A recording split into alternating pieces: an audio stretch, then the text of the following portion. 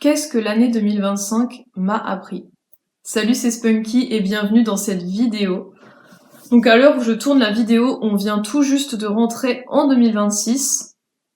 Et pour clôturer l'année 2025, j'avais envie de faire une sorte de petit bilan, on va dire, de ce que l'année 2025 m'avait appris. Je ne sais pas en ce qui vous concerne, mais en ce qui me concerne, 2025 a été une année assez intense. Et je pense que c'est le cas pour beaucoup de gens, puisqu'en numérologie, on terminait une année 9, donc c'est une année de fin de cycle.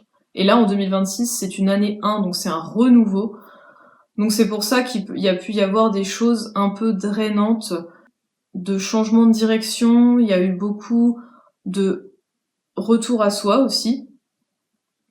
Il y a eu beaucoup de séparations, que ce soit des séparations amoureuses, amicales ou autres. Il y a eu beaucoup, comme je disais, de changements de direction, de changements de vie, de changements de valeurs aussi, de manière générale. En 2025, je suis vraiment retournée encore plus à moi-même et à mon essence. Et j'en ai tiré quelques leçons que je vais vous partager dans cette vidéo. Tout d'abord, la première leçon que j'ai apprise en 2025, c'était que avoir confiance en soi et avoir une bonne estime de soi, c'est vraiment la clé. C'est-à-dire qu'en fait, on ne se rend pas compte d'à quel point c'est important. Quand vous commencez à prendre confiance en vous ou que vous avez confiance en vous, vous allez avoir beaucoup plus d'opportunités dans votre vie, puisqu'en fait, vous allez vous ouvrir naturellement à plus d'opportunités.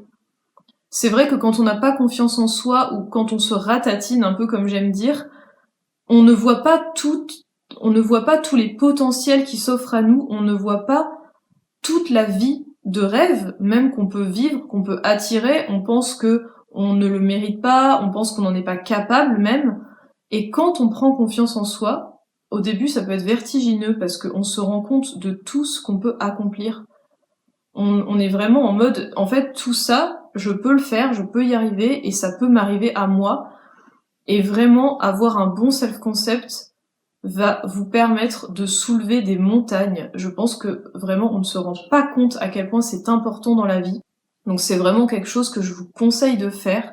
Si vous voulez des petites astuces pour améliorer votre self-concept et prendre confiance en vous, j'ai déjà tourné une vidéo à ce sujet si ça vous intéresse. Mais vraiment, avoir de plus en plus confiance en soi, gagner de plus en plus confiance en soi, c'est vraiment la clé pour vivre la vie qui vous correspond le mieux, la vie que vous voulez attirer à vous, ou même simplement pour pouvoir prendre les actions, ou pour pouvoir même être dans l'énergie de réception de ce que vous voulez attirer à vous, c'est d'une importance capitale. Quand vous allez avoir confiance en vous, vous allez également pouvoir mettre vos limites, et ça c'est très important justement pour éloigner de vous ce qui vous fait du mal, ce qui ne vous correspond pas.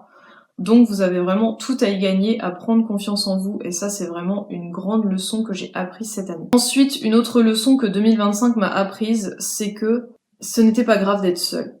C'est-à-dire que parfois, c'est important de se retrouver avec soi-même pour comprendre qui nous fait du bien dans notre entourage, qui ne nous fait pas de bien. Notre entourage a un énorme impact sur notre personne, puisqu'on est la somme des 5 personnes qu'on côtoie le plus.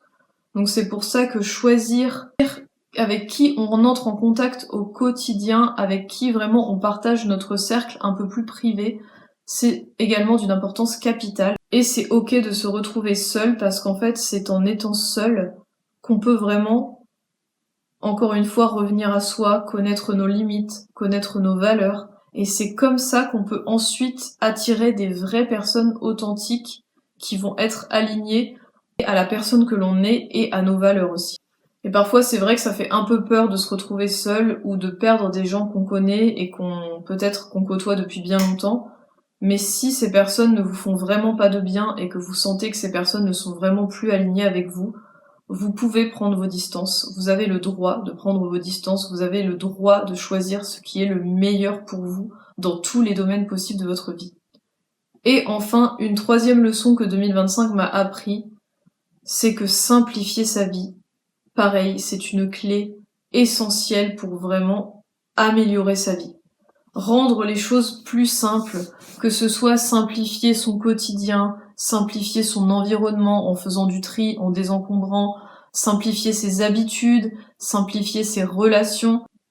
On peut avoir des choses qui remplissent notre vie, mais si ce sont des choses qui n'ont pas de sens pour nous, ça ne va aller nulle part, alors que si on a des choses qui remplissent notre vie, mais qui nous font absolument du bien, qui ont vraiment été choisies par nous et pour nous faire du bien, pour vivre la meilleure vie possible, en fait, finalement, c'est là qu'on se rend compte à quel point c'est important de vraiment noter, prendre note sur ce à quoi ressemble notre vie actuellement et comment on veut simplifier ça, comment on veut rendre ça encore meilleur, toujours dans l'optique de revenir à soi, c'est extrêmement important. Donc voilà, c'est tout pour cette vidéo sur qu'est-ce que 2025 m'a appris. N'hésitez pas à me partager en commentaire ce que 2025 a pu vous apprendre également, je serais curieuse de vous lire. Et sur ce, je vous dis à très bientôt pour une nouvelle vidéo.